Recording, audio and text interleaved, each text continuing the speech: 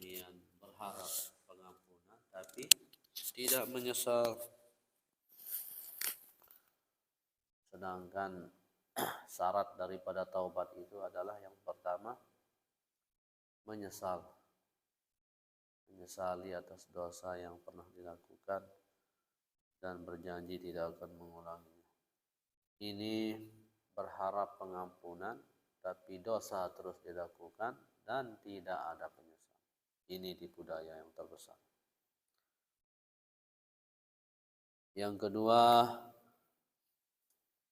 wa tawakku'il qurbi ay intizari husulil martabah minallah ta'ala bi ghairi ta'ah. Merasa dekat dengan Allah tapi tidak ada ketaatan yang dilakukan. Mendekatkan diri kepada Allah tanpa ketaatan. Atau merasa dekat dengan Allah bi ghairi ta'ah, tanpa taat.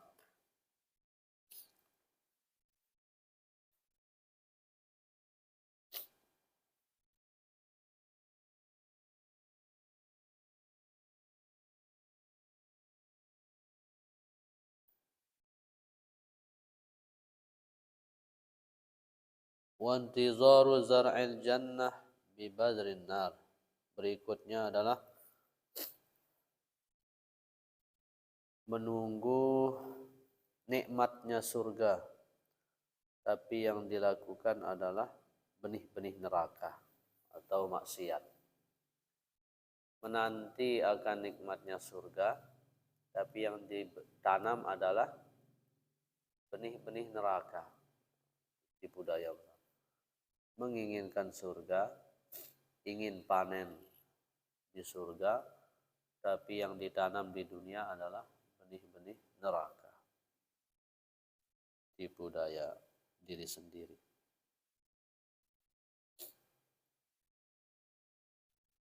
Wa talabu daril muti'in bil ma'asi.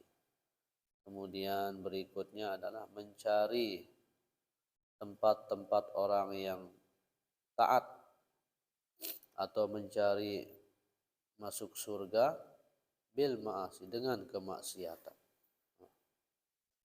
Ingin bersama orang-orang yang soleh di surga, tetapi yang dilakukan maksiat terus. Qala ta'ala, Allah Subhanahu wa taala berfirman,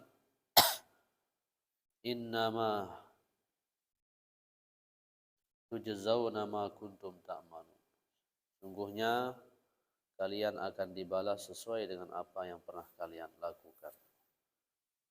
Jadi menginginkan bersama orang-orang yang taat, tapi yang dilakukan maksiat terus. Sedangkan kita akan dibalas sesuai dengan apa yang kita lakukan. Wantizarul juz'i bil khisalati ila rahah.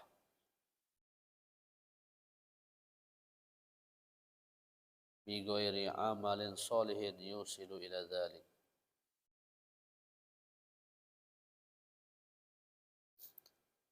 Menunggu pahala tanpa amal soleh.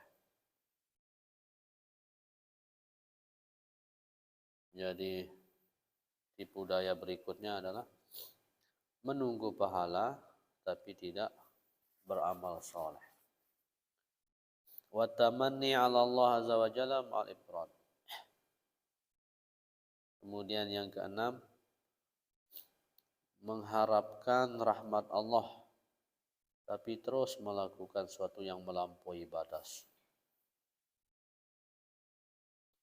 Berharap rahmat Allah tapi maksiat terus, melampaui batas terus. Sehingga ulama mengatakan yarjun najat di dalam syair, yarjun najata wala yasluku masalikaha. Ingin selamat tapi tidak melewati jalan keselamatan. Inna sapinah la tajri 'alal yabis. Sesungguhnya perahu tidak akan berlayar di daratan. Jadi ini dalam syair, kita ingin selamat tapi tidak melewati jalan keselamatan. Tidak melewati jalannya, menempuh jalannya. Karena perahu itu tidak akan berlayar di daratan. Artinya tidak bisa. Jadi kalau ingin selamat, lewati jalan-jalannya.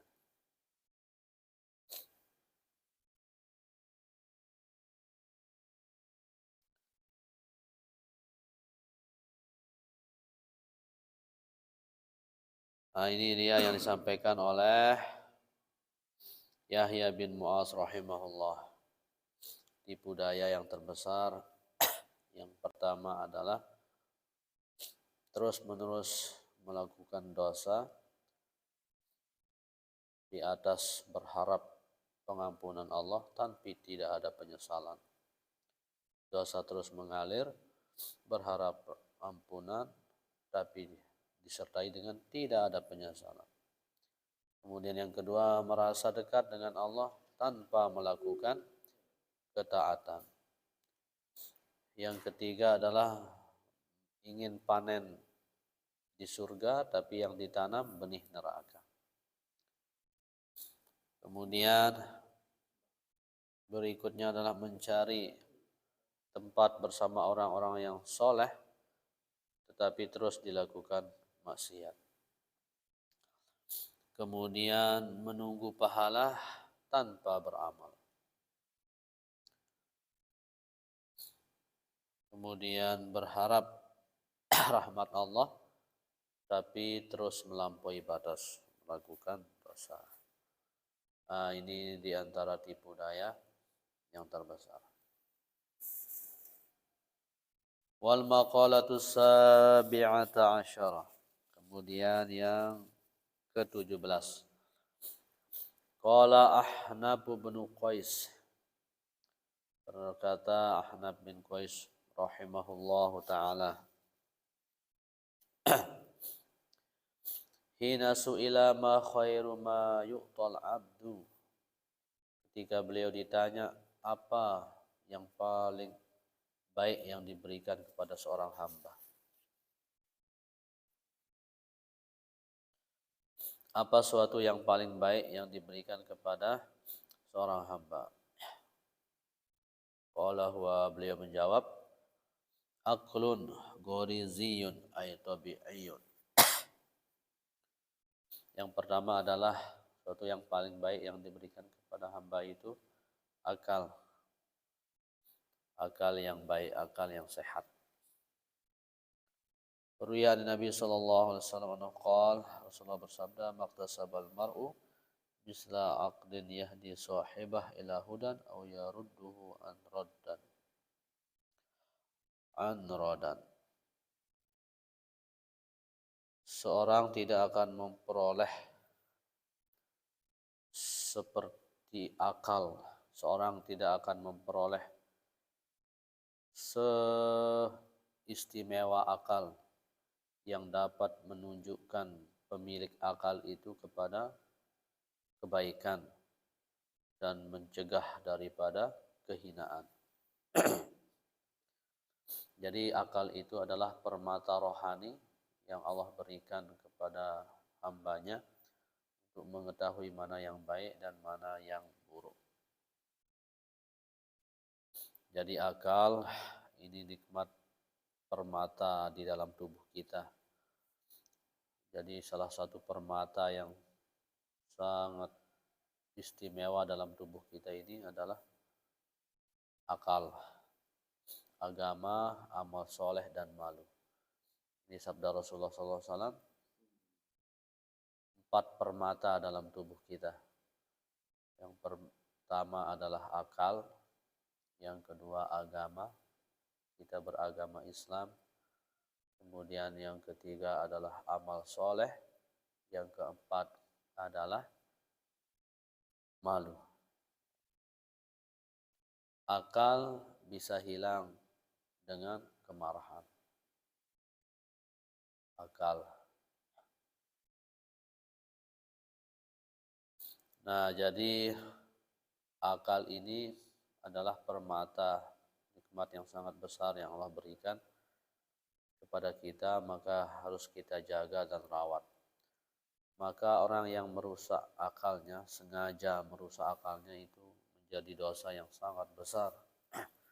Karena akal ini Allah berikan manusia untuk mengetahui mana yang baik dan mana yang buruk. Kemudian dirusak dia. Nikmat yang sangat besar yang Allah berikan. Makanya dosa besar.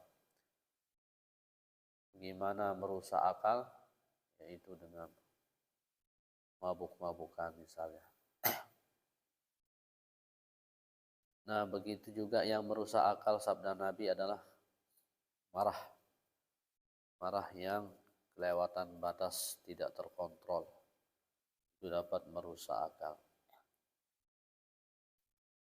Dan akal ini cara kita untuk menjaganya, merawatnya, mensyukurinya adalah dengan dipenuhi dengan ilmu, isi dengan ilmu.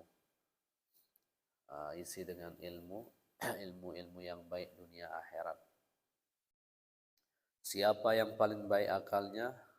Rasulullah SAW. Beliau mengetahui semua hukum-hukum Allah Subhanahu wa taala, bahkan beliaulah yang menyampaikan. Bagaimana mau dikatakan akal sehat jika bertentangan dengan agama? Jadi akal sehat itu adalah akal yang diisi dengan ilmu, wabil khusus hukum-hukum Allah Subhanahu wa taala, aturan-aturan Allah, kemudian diamalkan. Nah, ini suatu yang paling baik yang diberikan kepada hamba itu, pertama akal. Yang kedua, qila fa illam yakun.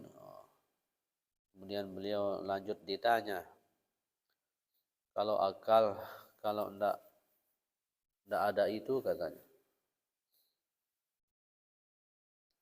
kalau kurang apa? Adabun soleh, adab yang soleh.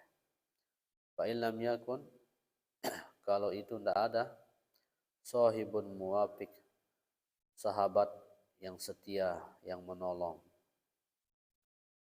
Ra'sul akli ba'dal iman at-tawaddud ilan nas. Yang paling pokok setelah iman itu adalah at-tawaddud ilan nas, yaitu kasih sayang kepada manusia. Wa ma yastaghni rajulun an masurtin. Tidak bisa seorang itu lepas dari musyawarah.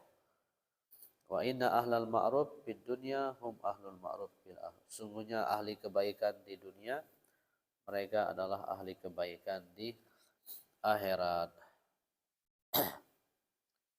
Nah, jadi kalau tidak ada adab yang soleh, katanya, maka memiliki teman yang setia, yang menolong, yang menuntun.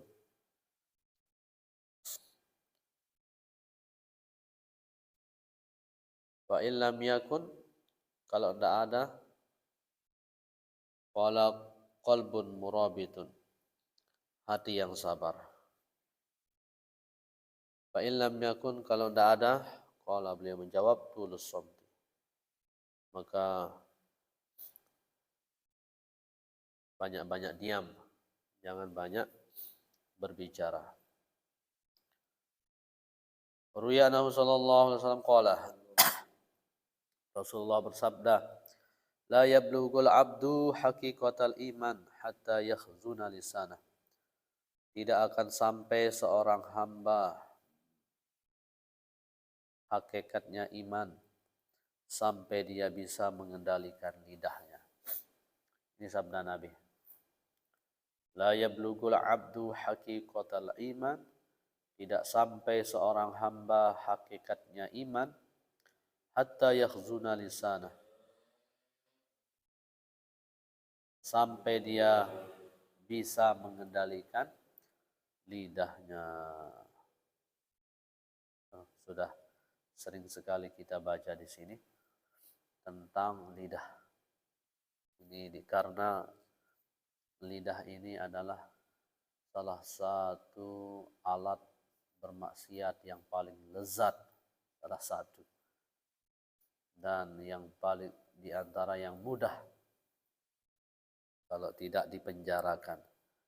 Sehingga Rasulullah menyampaikan, tidak sampai seorang hamba hakikatnya imam kalau belum dia bisa mengendalikan lidahnya. Ruya rawahu Tabrani, hadis riwayat Imam Tabrani. Wa ruya annahu sallallahu alaihi wasallam qala. Beliau juga bersabda, rahimahullah, Allah menyayangi. Rasulullah langsung sampaikan, rahimahullah, Allah menyayangi. Ini yang kita cari, kasih sayangnya Allah. Ini jelas Rasulullah sampaikan, rahimahullah. Pakai fi'il madi lagi. Fi'il madi itu artinya sudah terjadi. Kenapa menggunakan fi'il madi? Sudah terjadi itu artinya benar-benar kuat. Rahimahullah, Allah telah sayang. Memakai kata telah. Allah telah merahmati. Siapa itu? Man hafiza lisanahu, orang yang menjaga lidahnya.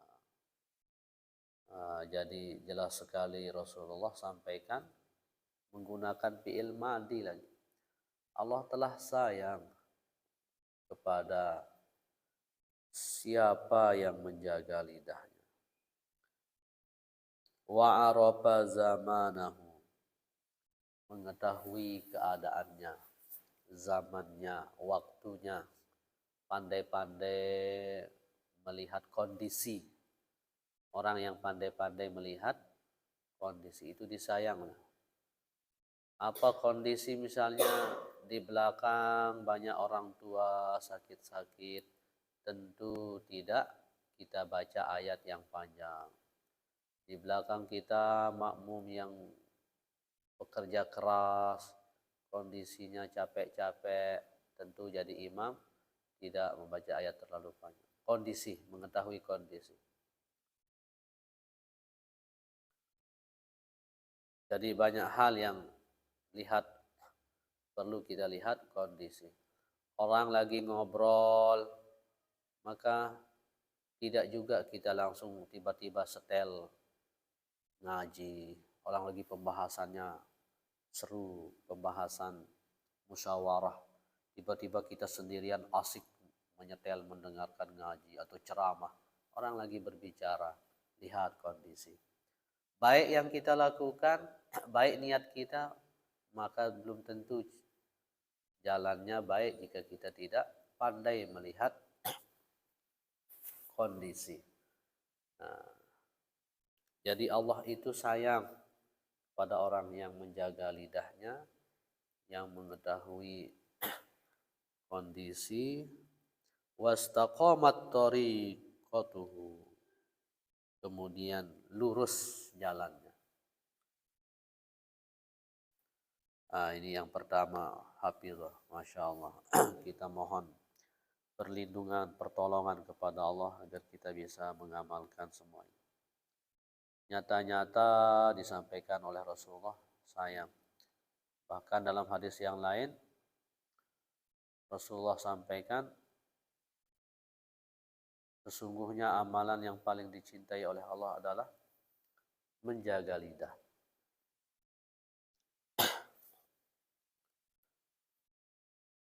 Dan sebelum ini tadi kita baca, tidak sampai seorang hamba hakikat iman sampai dia bisa mengendalikan lidahnya.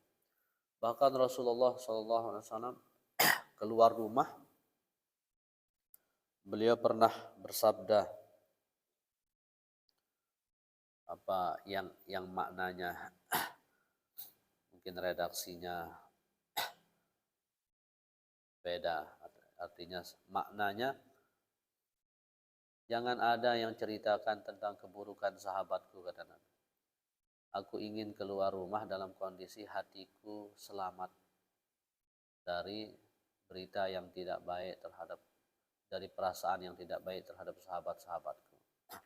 Ini Rasulullah menyeru agar sahabatnya menjaga lidahnya. Fa in lam yakun, kalau enggak diam, terus gimana katanya? Qala mautun han, mati lebih baik, kata beliau menjawab. Ya apa?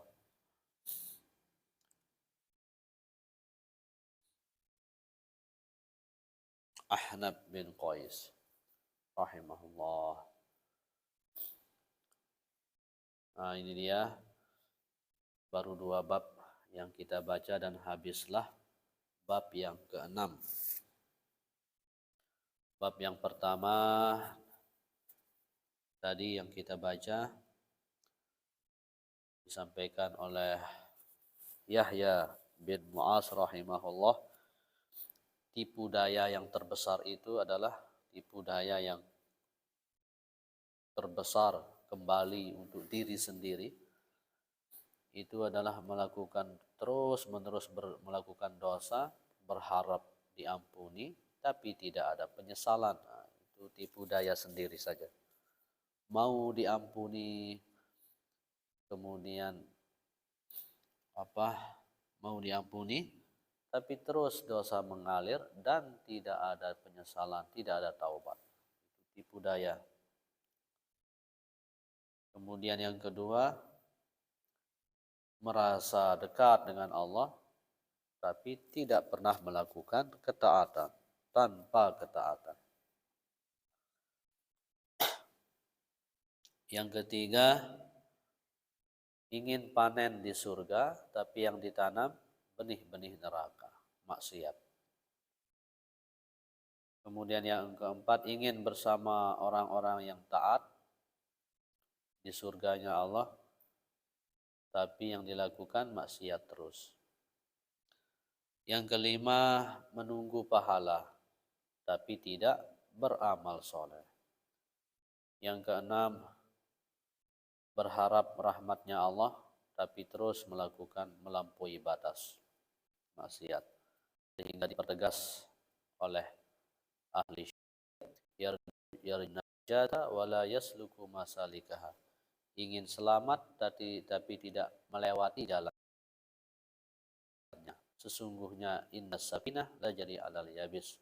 Sesungguhnya perahu itu tidak akan berlayar di daratan.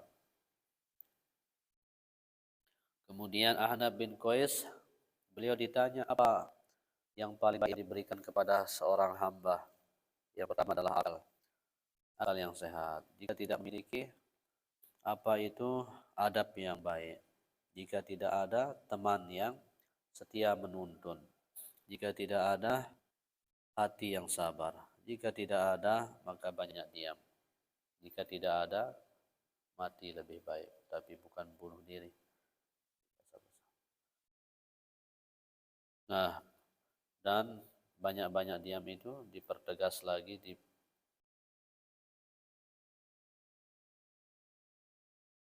diberikan tambahan penjelasannya dari hadis Rasulullah SAW. Tidak sampai seorang hamba hakikat iman sampai dia mengendalikan lidahnya. Allah mencintai hambanya yang menjaga lidahnya, yang mengetahui keadaan zaman, yang lurus jalannya.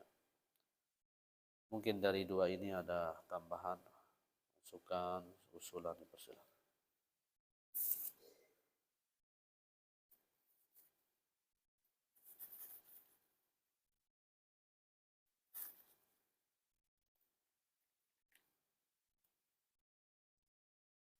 Jika tidak ada, kita lanjut bab subai.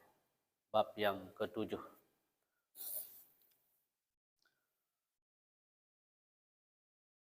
Wabihi asyaratu mawa'iz. Di bab yang ketujuh ini ada 10 peringatan. Ada 10 judul. Khamsatu akhbar. 5 hadis wal baqi athar. Sisanya adalah perkataan sahabat. Al-maqalatul ula.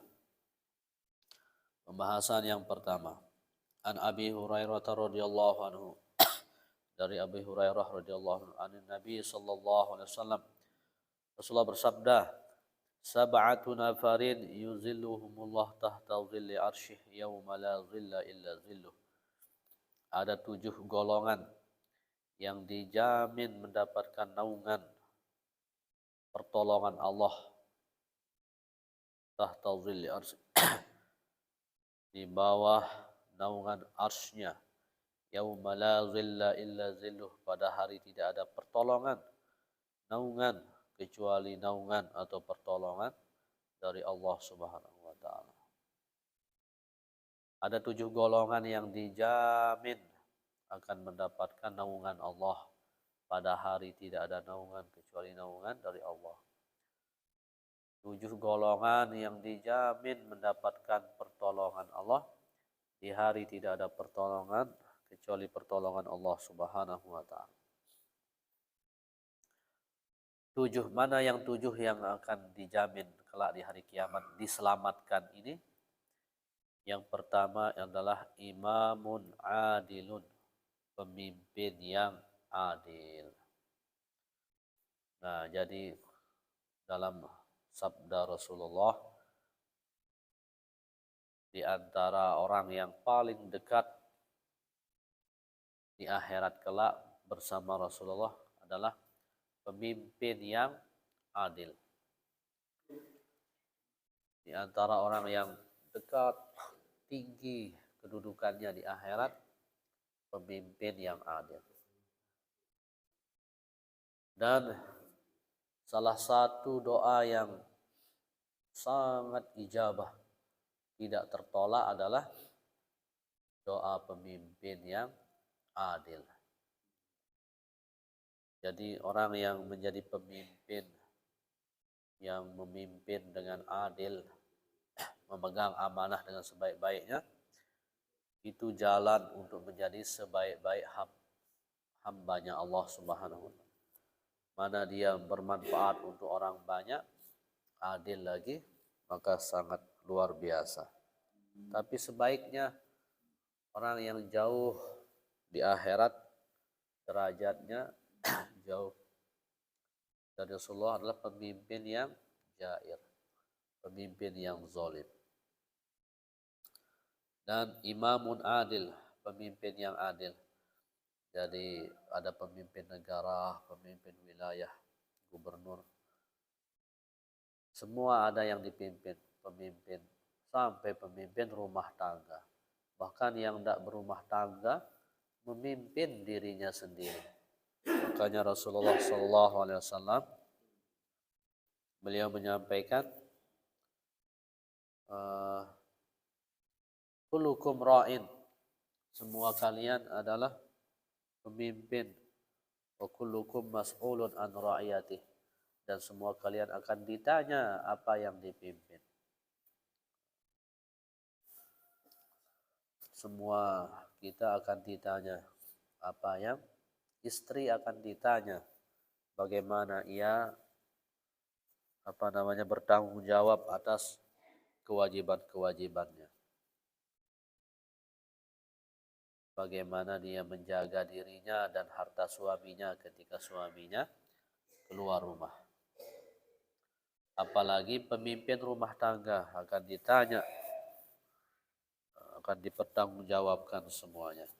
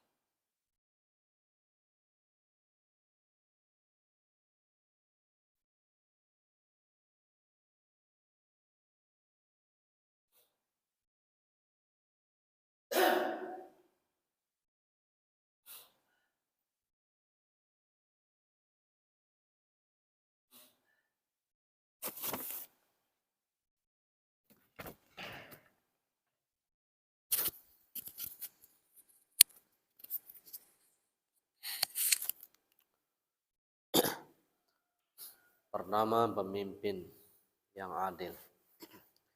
Jadi semua kita pemimpin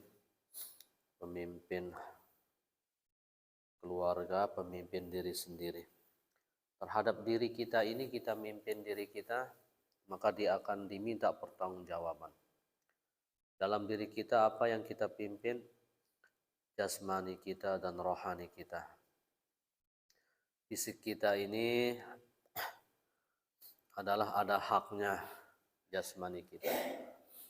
Waktunya istirahat, kita kasih istirahat. Waktunya makan, kita kasih makan. Maka salah satu niat olahraga itu adalah memberikan mensyukuri dan menjaga merawat fisik.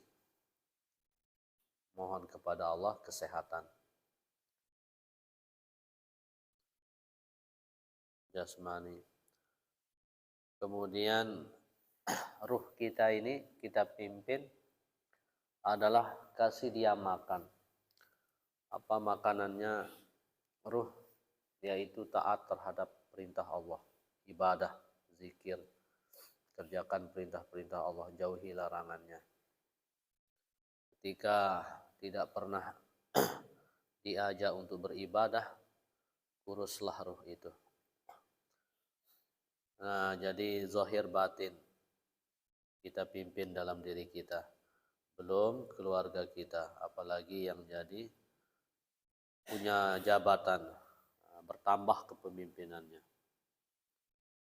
Nah, jadi yang akan mendapatkan naungan pemimpin yang adil, kepala desa, kepala kampung, RT, gubernur, bupati, seterusnya. Kepala. Yang kedua, yang dijamin akan diselamatkan kelak di akhirat, wasyabun nasya fi ibadatillahi ta'ala, pemuda yang hidupnya diisi dengan taat kepada Allah Subhanahu wa taala. Ini yang kedua. Pemuda yang hidupnya diisi dengan taat kepada Allah, sehingga disampaikan dalam hadis qudsi, Allah itu mencintai orang yang tua, orang tua yang taubat, yang taat, Allah cinta. Tapi Allah lebih cinta kepada pemuda yang taubat, taat. Karena ujiannya masih banyak. Cobaannya masih luar biasa pemuda. Tapi dia berhasil taat, itu luar biasa. Pemuda yang begitu. Kemudian dia meninggal misalnya masa muda, dijamin. Yang ketiga, wa rajulun dzakarallaha khalian fafadat ainahu dam'an min khasyatillah. Kemudian yang ketiga adalah seseorang yang berzikir kepada Allah, yang mengingat Allah. Seorang yang berzikir di tempat sepi, kemudian matanya meneteskan, mengalir air matanya karena takut kepada Allah. Seorang yang berzikir di tempat sepi, mengingat Allah, mohon ampunan Allah. Dia menangisi atas kekurangannya, mohon rahmat Allah, belas kasihan Allah, ampunan Allah. Orang yang bertaubat. Ini yang akan dijamin. Yang ketiga. Kemudian yang keempat, wa rajulun qalbuhu muta'alliqun bil masjid idza kharaja minhu hatta ya'uda ilaih il qalbuhu syadidul hub lahu wa limulazmatil jamaah bih. Yang keempat adalah dijamin dia di hari kiamat seorang yang hatinya itu terikat dengan masjid. Jika dia keluar dari masjid, hatinya terikat dengan masjid. sampai dia kembali. Sangat cinta. Apa bukti cintanya? Walimulanil jamaah fihi. Dia istiqomah berjamaah. Bukti cinta hati terikat dengan masjid, jaga sholat jamaah. Ini dijamin. Kemudian yang kelima, warajulun tasaddaqa bisadaqatin, dan seseorang yang bersedekah, fakhfaha, kemudian ia sembunyikan sedekahnya. Falam ta'mal shimaluh ma sanat yaminu, sampai-sampai tangan kanannya, tangan kirinya tidak tahu tangan kanannya bersedekah. Nah, seorang yang sedekah sembunyi-sembunyi, maksudnya sembunyi dari pengetahuan manusia, sampai-sampai bahasanya tangan kirinya tidak tahu tangan kanannya bersedekah. Apa maksudnya? Sedekah dengan ikhlas. Tapi lebih tinggi orang yang kelihatan pamer, tapi dia sama sekali tidak pamer. Ikhlas. Karena di situ ada nilai plusnya. Apa itu? Syiar. Dia syiar. Sehingga sedekah itu tidak apa-apa diumumkan. Tidak apa-apa dinampakkan. Jadi pengajak, penggugah hati orang lain. Intinya pada hati, niat. Nah, jadi orang yang bersedekah dengan ikhlas. Dengan ikhlas. Kemudian yang keenam, warajulani tahabba fillah, dua orang yang saling sayang karena Allah. Dua orang yang menyayangi, ya, kita saling sayang karena Allah. Kita bertemu karena Allah, berpisah karena Allah. Kita sayang fisabilillah.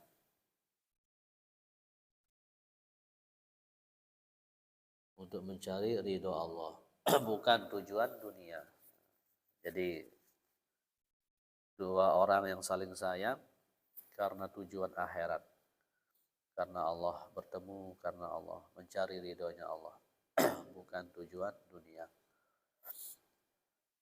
Bertemu karena Allah, cinta, berpisah juga karena Allah.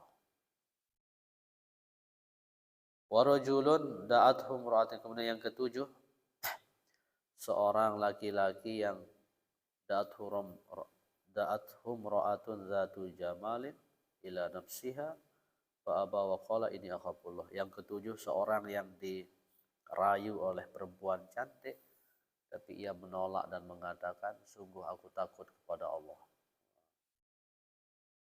Ini yang ketujuh.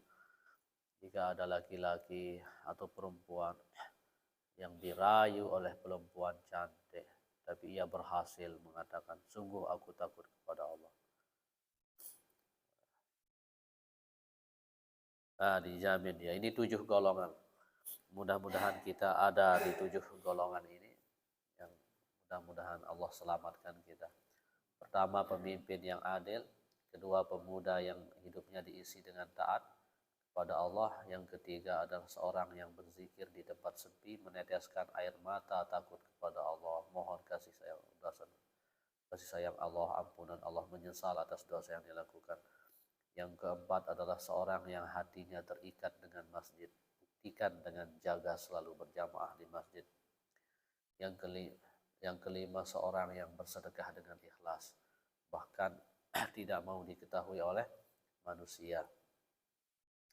Kalaupun diketahui, maka dia menjaga hatinya. Yang keenam, dua orang yang bertemu, berjumpa, bersahabat, bersilaturahim karena mencari ridho Allah. Bertemu karena Allah, berpisah karena Allah. Yang ketujuh adalah seorang yang dirayu, tapi ia menolak dan mengatakan, aku takut kepada Allah Subhanahu wa ta'ala. Semoga Allah berikan kita pertolongan untuk mengamalkan semua ini. Ada waktu?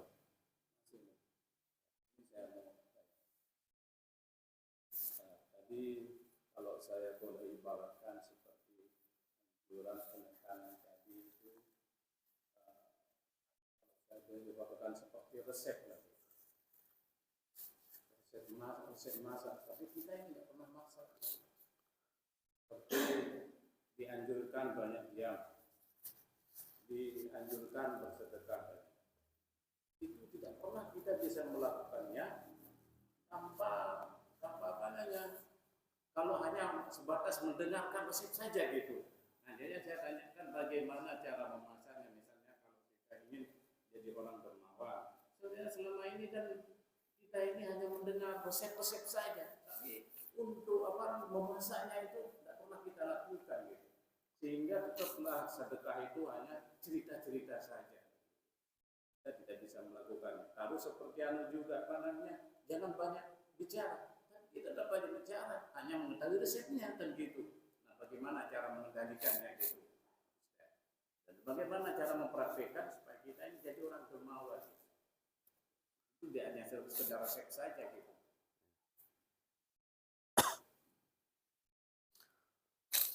Innamal a'malu binniyat. Rasulullah bersabda, sungguhnya amalan itu tergantung niat. Nah, jadi pertama adalah niatkan kita akan amalkan. Berazam yang kuat ketika kita mendengarkan suatu ilmu, kemudian azamkan pertama akan mengamalkannya. Niat. Inilah salah satu cara kita menyambut ana inda zonni abdi bih. Aku berdasarkan prasangka hamba. Di antara prasangka itu adalah azam, niat. Kita tekad yang kuat mengamalkannya, Allah akan bantu. Kemudian yang kedua, setelah azam, niat, tekad yang kuat untuk mengamalkannya, mohon Allah Subhanahu wa taala menolong kita, karena kita tidak akan pernah mampu sabar, syukur dan mengamalkannya kalau bukan pertolongan Allah. Sehingga kita diajarkan oleh Rasulullah doa, Allahumma ya muqallibal qulub tsabbit qalbi ala dinik wa ta'at. Di antara doa ini tempatnya diamalkan kalau kita sudah mengamalkan suatu amalan, itu kita mohon kepada Allah ditetapkan dalam hidayah. Rabbana la tuzigh qulubana ba'da idh hadaitana. Begitu kita sudah mengamalkannya, bersedekah atau berbicara, Allahumma ya muqallibal qulub, ya Allah tetapkanlah, minta. Jadi azam, tekad yang kuat, kemudian berdoa kepada Allah, lanjut amalkan. Terus amalkan, dan sambil kita mengingat ilmu-ilmunya, tata caranya. Jadi azam, niat, tekad yang kuat, mohon perlindungan Allah, bergerak. Karena tanpa bergerak amalan tidak ada. Innamal a'mal binniyat. Karena disebut amal dulu, beramal. Seperti orang yang sholat, itu Allah itu melihat hati. Sudah saya sholat dalam hati kan. Yang sama ingin makan kan. Ingin makan, saya lapar. Tidak bisa kenyang, cukup saya sudah makan, niat tadi. Niat, makan, niat. Cuma niat tidak bisa kenyang, cuma niat. Jadi ada perbuatan. Nah, begitu juga itu setelah niat doa tadi harus amalnya supaya praktik. Langsung kita praktikkan. Bahkan dijelaskan dalam kitab Imam Nawawi, ketika kita membaca suatu itu supaya termasuk ahlinya, langsung amalkan. Mengetahui sholat tasbih, amalkan. Meskipun sekali sudah masuk dalam terhitung ahli pengamal itu, meskipun bukan ahli yang istiqomah, itu tentu itu yang paling luar biasa, tapi amalkan langsung, maka tercatatlah kita mengamalkan ilmu. Kemudian barulah terus kita berjuang istiqomah, begitulah kita menyambut istiqomah lebih baik daripada 1000 karamah. Wallahu a'lam bishawab. Ini yang Ustaz, masalah sedekah. Ini Taufik sering membacakan itu utama bahwa sedekah itu dapat menyembuhkan. Kita nggak pernah kalau sakit itu pergi bersedekah itu pasti cari dokter itu. Nah itu, itu tidak pernah kita bersedekah gitu. Pasti kita cari dokter gitu. Itu apakah itu sebuah kelemahan itu Pak? Atau kita mengutamakan dokter dulu baru sedekah, atau sedekah dulu baru dokter gitu?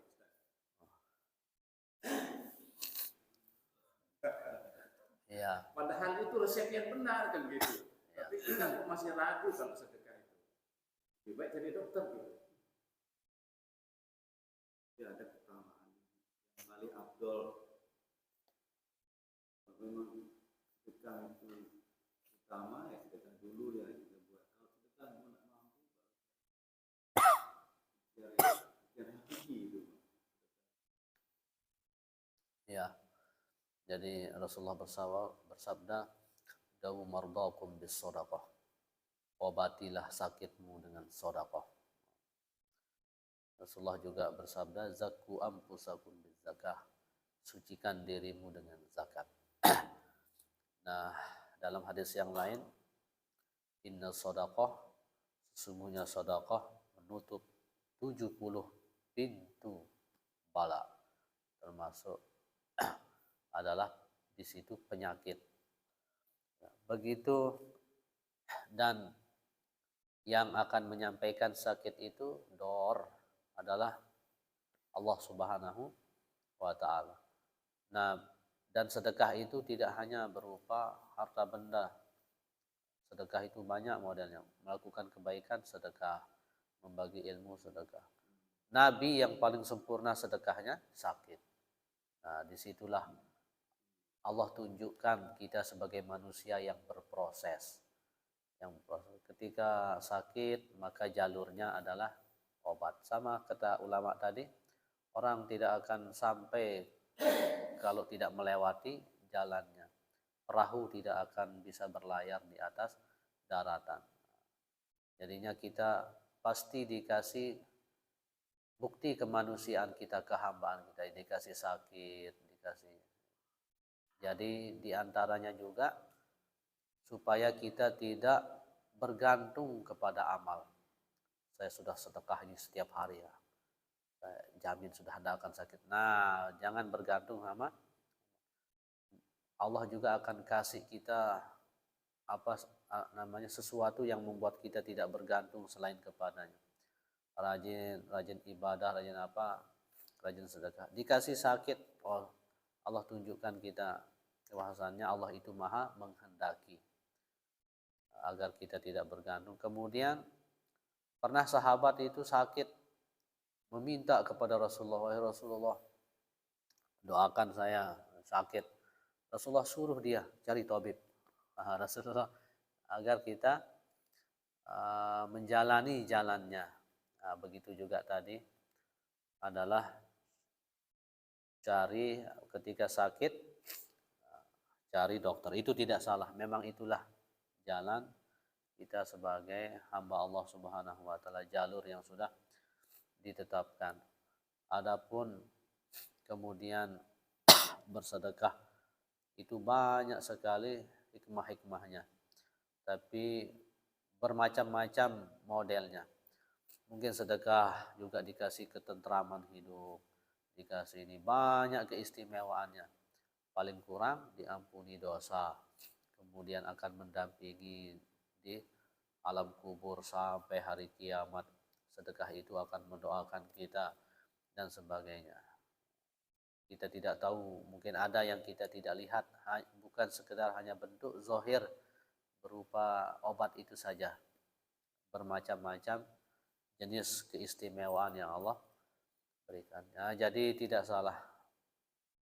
Kita memang itu jalurnya, sakit berobat cari dokter, dan pelajaran yang lebih tinggi tidak bergantung terhadap amal. Ada kan dalil yang berimbak kepada Allah Subhanahu wa taala dalam Al-Qur'an akan dilipat gandakan. Jangan setiap kita bersedekah kemudian tunggu nanti dilipat gandakan. Bergantung kepada Kita tidak tahu di balik itu Allah Subhanahu wa taala tunda di akhirat itu yang paling tinggi. Bahkan mungkin tidak berupa lipat gandaan itu, tapi keluarga kita diberkahi atau diberikan kesehatan atau urusan dilancarkan. Berbagai macam jenisnya kita serah sehingga tujuan yang paling tinggi itu adalah mencari ridhonya Allah Subhanahu wa taala. Allahu a'lam. Karena kita sering mendengar, terutama praktik sedekah ini kok orang-orang luar Islam yang paling rajin, bukan orang Cina. Kalau sakit dia ada cari obat, Ya. bersedekah Ya. gitu, sehat gitu. Kita jarang begitu, maksudnya. Tapi sedekahnya nggak nanggung-nanggung. Ya. Kita ini mungkin ya sakitnya berat, tapi sedekahnya kecil ya mungkin nggak bisa. Ya. Ada, apakah benar ada hadis yang mengatakan benar apa tidak, tapi apakah ada gitu? Saya ada sebuah dosa, suatu dosa dia hanya bisa dihapuskan melalui itu. Pernah sih Pak Mas yang Ada orang berzina itu yang kasih sakit, terutama tentang rezeki. Ya, orang berzina itu susah. Kalau dia bertobat itu dikasih susah. Saya pernah dengar itu. hanya mulai sakit ya. Iya, mulai sakit Ya. tentang urusan hidupnya. Susah. Ya. Tapi sakit yang berilmu. Ya, karena setiap keadaan ada setannya. Ada setan yang khusus tugasnya mengganggu orang yang menggoda orang yang kena musibah, termasuk sakit. Dia sakit tidak ikhlas. Dia menolak pemberian Allah. Sholat ditinggalkan. Tidak sabar. Yang seharusnya sakit itu menggugurkan dosanya malah bertambah dosanya. Nah, jadi tetap semuanya itu menggunakan ilmu. Sakit yang diiringi ilmunya. Ibadahnya tidak ditinggalkan sesuai kemampuannya. Sabarnya, istighfarnya, penyesalannya pada Allah atas dosa-dosanya. Wallahu a'lam bissawab. Mohon maaf atas segala kekurangan. Subhanakallahumma wa bihamdika asyhadu an la ilaha illa anta astaghfiruka wa atubu ilaik. Subhanakallahumma wa bihamdika asyhadu an la ilaha illa anta